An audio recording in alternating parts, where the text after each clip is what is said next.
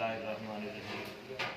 कल आपने असबाब के बारे में पढ़ा था कि असबा जो है उसकी इब्तिदान दो किस्में, एक असबा नसबी और दूसरा असबा सबबी। फिर आगे नसबी के बारे में पढ़ा था कि उसकी अक़साम आपने पढ़ी थी, सही है। तो उनमें था, पहला आपने पढ़ लिया था असबा बिनफ्सिही, ठीक है। बाकी दूसरी किस्म है इसकी असबा बिगैरी और तीसरी है असबा असबा बिगैरी। वो औरतें जो भाइयों की वजह से असबा होती हैं, जैसे बेटी, पोती, सगी बहन, लाती बहन, सही है। बेटी का हिस्सा मुकर्रर है नहीं है? हवाल पढ़े आपने जी। पोती का हिस्सा मुकर्रर है, ऐसे ही है। सगी बहन मुकर्रर है, अल्लाती बहन मुकर्रर, सब का हिस्से मुकर्रर है जी। लेकिन जब इनके साथ कोई लड़का आ जाएगा ना, अब ये असबा बन जी। मसलन बेटी है ना, एक हो तो उसका निस्फ है जी, दो या दो से ज्यादा हो तो उसका सुलसान है। लेकिन इसके साथ लड़का आ जाए, बेटी के साथ बेटा आ जाए, अब इसका हाल बदल जाएगा। क्या बन जाएगी? ये असबा। इसकी वो बेटे की वजह से जी, गैर के सबब से ये क्या बन जाएगी? असबा। बात समझ में आई? तीसरी किस्म है असबा मा गैरी। वो औरतें जो फ्रूए मुअन्नस, फ्रूए मुअन्नस ये है कि वो जो मुअन्नस की बेटियां हैं ना, फ्रू नीचे जो औलाद होती है, बेटी, बेटा, बेटी होती, तो फ्रूए मुअन्नस यानी बेटी पोती की मौजूदगी में असबा बन जाती है। हकीकी बहन, अल्लाती बहन। देखो बहनों के हुकूक, बहनों के हिस्से मुकर्रर है, ठीक है। लेकिन जब बहन के साथ एक पोती मिल जाए, सही है, बेटी मिल जाए, तो अब उस सूरत में वो क्या बन जाती है? असबा जी। तो ये हैं औरतें, इनके हिस्से मुकर्रर हैं, लेकिन जब इनके साथ मैयत की बेटी मिलती है, मैयत की पोती मिलती है, कोई नीचे तक मिल जाती है, कोई औरत इनके साथ मिलती है, तो सूरत में ये क्या बन जाती है? असबा। ये आपने जो अवाल पढ़े हो ना, अवाल के अंदर ये चीजें जी, ठीक हो गया। अगली बात है हजब की। हजब कहते हैं किसी वारिस की वजह से दूसरे वारिस का कुल या बाद से हमसे मालूम जी, सही। एक वारिस आया, उस वारिस के आने की वजह से दूसरा वारिस जो है उसको कुछ भी ना मिला, या मिला तो सही लेकिन कम हो गया। ये थोड़ी ध्यान से समझो।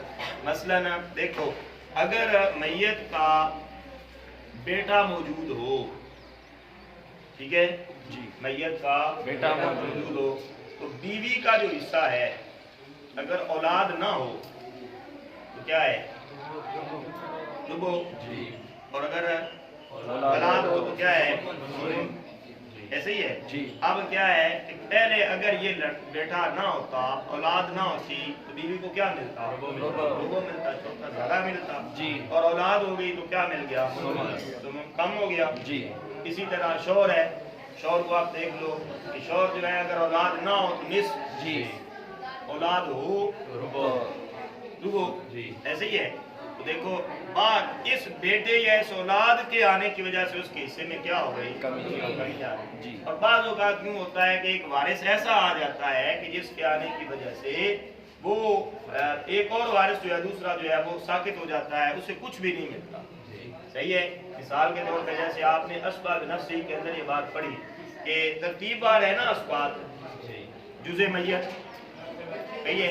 अगर मैयत का बेटा या पोता हो, सही है, तो उसकी मौजूदगी में जो दूर के असबात हैं उन्हें कुछ नहीं या मिलता है नहीं। इसी तरह माँ आ जाए, कल आपने पढ़ा जी, जद्दा है सैया, दादी को कुछ मिलता नहीं। इस तरह बाप आ जाए तो दादा को कुछ नहीं मिलता जी। तो देखो ये है वो कि किसी वारिस के आने की वजह से दूसरे वारिस का कुल या बाद से हम या बाद हिस्सों से मालूम हो जाना, इसे हजब कहते हैं जी, ठीक है। फिर इसकी दो किस्में हैं, एक है हजबे नुकसान और एक है हजबे हिरमान, ठीक है जी। नुकसान ये है कि उसमें कम हो जाए, उसे क्या कहेंगे? हजबे नुकसान। ये किसी वारिस का दूसरे वारिस की वजह से कम हिस्सा पाना, ये 5 अफराद को लायक होता है। एक शौहर, हिस्सा कम होता है औलाद की वजह जी, बीवी जी, माँ जी, पोती जी, अल्लाह की बहन जी। बात समझ में आई? इनका हिस्सा जो है بعض صورتوں میں جو ہے نا دوسرے وارث آتے ہیں تو حصہ کم ہوتا ہے جی دوسری قسم ہے حجب ارمان کسی وارث کا دوسرے وارث کی وجہ سے بالکل معلوم ہو جانا پھر اس اعتبار سے نا آگے دو قسمیں بنتی ہیں کچھ وہ وارث ہوتے ہیں جو بالکل معلوم نہیں ہوتے 6 ہیں زوجین والدین بیٹا بیٹی یہ بالکل معلوم نہیں ہوتے ان کو ملے گی جی اور کچھ وہ ہوتے ہیں جو کبھی ہوتے ہیں اور کبھی نہیں ہوتے جیسے ہے دادا دادی بھائی بہن وغیرہ اگر باپ نہ ہو تو پھر دادا ہے تو دادا کو ملتا ہے جی تو کبھی اس کو ملتا ہے اور کبھی نہیں ملتا اسی طرح اولاد نہ ہو تو پھر بھائی کی طرف آپ جائیں گے اسبا بھائی بن جائے گا جی اور اگر اولاد ہو تو بھائیوں کو کچھ نہیں ملے گا جی تو یہ دوسری قسم بن جاتی ہے اسے کیا کہا جائے گا یہ اس اعتبار سے اس کی اقسام ہے جی ٹھیک ہو گیا یہ آپ لکھ لیں پھر آگے مسئلہ جو ہے بنانے کا بھی مسئلہ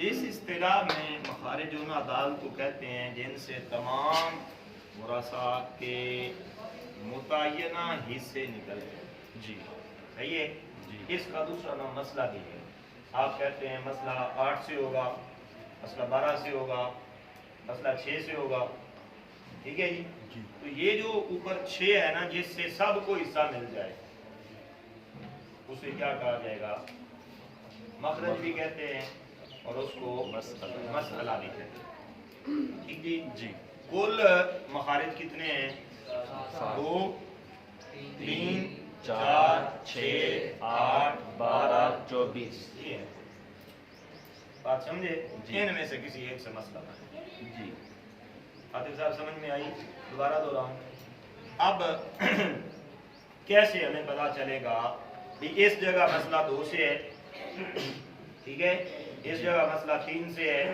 جی اس جگہ مسئلہ 4 سے ہے اس جگہ 12 سے ہے اس جگہ 24 سے ہے میں کیسے پتا جی اس کے لیے یہ ضابطے نیچے لکھے ہوئے یہ آپ نے پڑھا ایک ہے نصف ایک ہے ربع ایک ہے یہ ہے پہلی قسم جی اور یہ ہے سلوس سلوسان اور سدس ٹھیک ہو گیا یہ ہے پہلی قسم دوسری قسم اگر وہ جو مسئلہ ہے اس کے اندر کوئی ایک ہی ہو فرد جس کا حصہ ہے جی تو یہ ایک ہی ہے جی تو پھر اس کا جو حصہ ہے نا اس کا ہم نام عدد اس سے بنے گا فرض کرو اس کا اگر حصہ ہے نصف ایک ہی بندہ ہے میت کا وارث ایک ہی ہے اس کا حصہ کیا بنتا ہے نصف مسئلہ 2 سے ہوگا جی کتنے سے ہوگا 2 سے اور اگر ایک ہی بندہ ہے اس کا حصہ کیا بنتا ہے ربع تو مسئلہ 4 سے ہوگا ٹھیک ہے ایک ہی بندہ ہے اس کا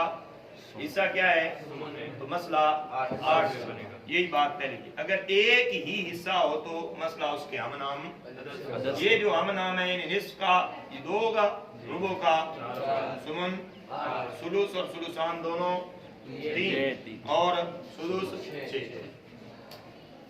بات سمجھ میں آئی اب آگے آ گیا کہ 2 یا 2 سے زیادہ حصے ہیں پھر یہ دیکھیں گے کہ یہ ایک ہی قسم سے ہیں یا الگ الگ سے ہیں بات سمجھ میں آئی یا نہیں سمجھ آئی جی ایک قسم مثلا 2 حصے ہیں ایک نصف ہے ایک سمن ہے یا ایک نصف ہے ایک ربع ہے ایک ہی قسم ہے نا نصف ربع سمن ایک ہی قسم ہے اب اس سے ہو تو ان میں جو سب سے کم حصے والا عدد ہے نا اس سے مسئلہ بنے گا مثلا نصف اور سمن ان میں کم کون ہے سمن نصف کم نہیں ہے نا دیکھو نصف زیادہ ہے 100 کا نصف کتنا ہوتا ہے 50 اور ربع کتنا بنے گا 25 اور سمن 25 کو بھی 12.5 سمن کم ہوا ہے زیادہ ہوا کم تو جو سب سے کم حصہ ہے نا اس کا ہم نام جو عدد ہے سب سے کم کیا ہے اسی طرح نصف اور ربع ملے آپس میں تو کم کون ہے ربع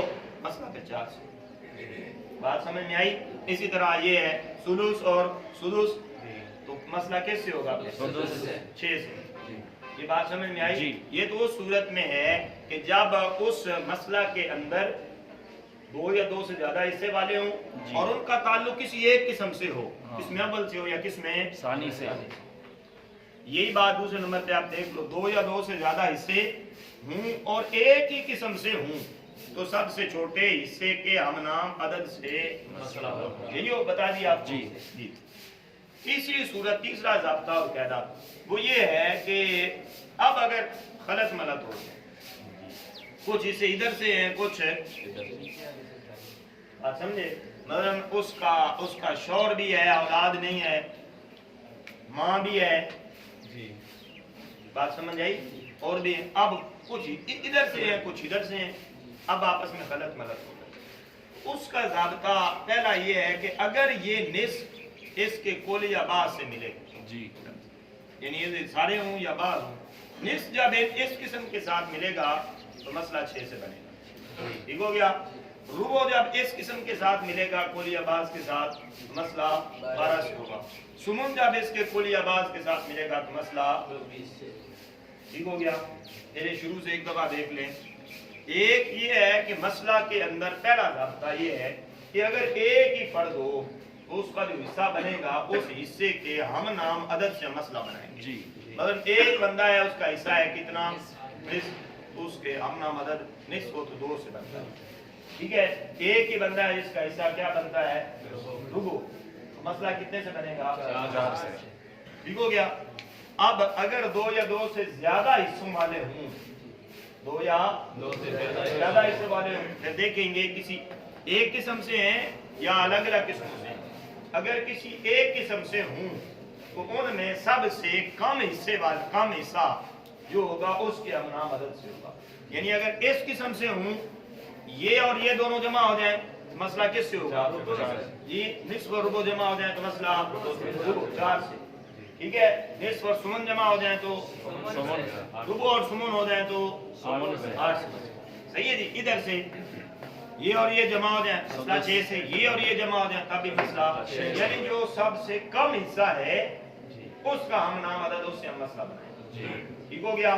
इसके बाद अगर ये हो कि ये आपस में कुछ हिस्से इधर से हैं, कुछ हिस्से तो फिर उसके लिए ज़ाब्ता ये है, अगर ये इसके कुल या बाज के साथ मिले, यानी निस्फ किस्म सानी के कुल या बाज से मिले, मसला 6 से। रुबो किस्म सानी के कुल या बाज के साथ मिले तो मसला 12 से, और सुमन अगर इसके कुल या बाज से मिले तो मसला 24 से हो, ठीक हो गया जी। एक ज़ाब्ता और वो ये कि अगर हूँ ही सारे असबाब ज़वील फरूज कोई भी ना हो, जी, क्या हूँ सारे ज़वील फरूज कोई ना, तो फिर अदद रूस से मसला है। मसलन एक मैयत है, उसके 3 बेटे हैं, 2 बेटियां हैं, जी, कितने बेटे हैं, 3 बेटे, और कोई नहीं है, माँ भी नहीं है, बाप भी नहीं है, बीवी भी नहीं है, सिर्फ क्या है 3 बेटे, 3 बेटे, 2 बेटियां। 2 बेटे। अब मसला अदद रूस से यूं बनेगा कि 3 बेटे जो है ना, एक बेटे को 2 के क्या मकाम, 3 बेटे हो गए, कितने हो गए वो 6, 2 बेटियां साथ मिलाओ 8, कितने हो गए 8, मसला कितने से बन जाएगा 8, सही है। ये नीचे लिख दूं, ठीक है। ये है कि अगर उसमें सिर्फ असबाब हो तो फिर मसला अदद रूस से होगा, सही है। जो लड़का होगा उसको 2 के बराबर समझा जाएगा और उसके एतबार से फिर उसका मसला बनेगा, जी, ठीक हो गया। ये आप लिख लें जी। बनता है मसलन मैयत है, उसका एक शौहर है, एक बेटा है, जो हिस्सा मुकर्रर है वो किसका है, बेटा तो उस बात से होता है ना, जी, ऐसे ही है। तो जब औलाद मौजूद हो तो शौहर को क्या मिलता है, औलाद मौजूद मसला कितने से होगा 4 से, एक शौहर को मिल जाएगा और बाकी जो बचेगा वो सारे के सारे मजीद आगे बिस्मिल्लाहिर्रहमानिर्रहीम। ये है मसला लिखने का तरीका।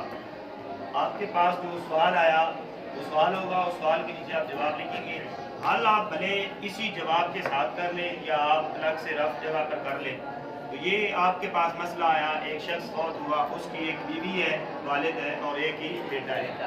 तो आपने यूं सबसे पहले ये जो मैयत है ये लिखना है इस तरह, उसके नीचे वरासात लिखेंगे और उनमें से जो असाब फ़राइज़ हैं वो पहले आप लिख लेंगे, जो असबाब में आएंगे वो आप बाद में इस तरह। अब बीवी है, वालिद है और बेटा है, ठीक है।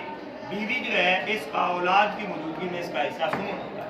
तो आप यहाँ सुमन लिखना चाहें तो लिख लें, नहीं तो आप अपने ज़हन में रखें कि इसका हिस्सा सुमन है। ठीक है। अब वालिद है, औलाद की मौजूदगी में वालिद को सुदुस मिलता है। ठीक है जी। तो आप यहाँ भले लिख लें सुदुस है, वो लिखना चाहें तो वो लिख लें, नहीं लिखना चाहते तो अपने ज़हन में रखें। अब आपने ये जो वो मखरज निकालने के ज़ाब्ते और कायदे पढ़े, उसके मुताबिक आपने पढ़ा कि सुमन किस्म अव्वल में से सुमन जब दूसरी किस्म के कुलिया बात से मिलता है तो मसला 24 से होता है। ठीक हो गया। मसला यहाँ होगा 24 से। 24 से हुआ तो जो है 8, ये सुमन 8 है ना जी, 8वां हिस्सा है ना जी। तो 8 जो है उसको 24 पे तकसीम किया तो आ गया 3, सुलूस इसको 24 पे तकसीम किया तो आ गया 4, बाकी जो बचेगा वो क्या है। अब आप जवाब लिखने में पहले बिस्मिल्लाहिर्रहमानिर्रहीम लिखें, उसके बाद आप ये लिखें अल जवाब बिऔनिल मलिकिल वहाब। ये इसी तरह के कलिमात जो अल्लाह रब्बुल इज़्ज़त की जानिब से जिससे अल्लाह रब्बुल इज़्ज़त की ज़ात से मदद तलब की, कई एक मुख्तलिफ तरह के अल्फाज लिखते हैं। उसके बाद आप लिखें बाद आज उमूर मुतक़द्दिमा अलल इर्स। ये मैंने आपको पहले बता दिया था कि मैयत के तरका के साथ जो चीज़ें मुताल्लिक़ होती हैं, हुकूक मुताल्लिक़ होते हैं, वो 4 हैं।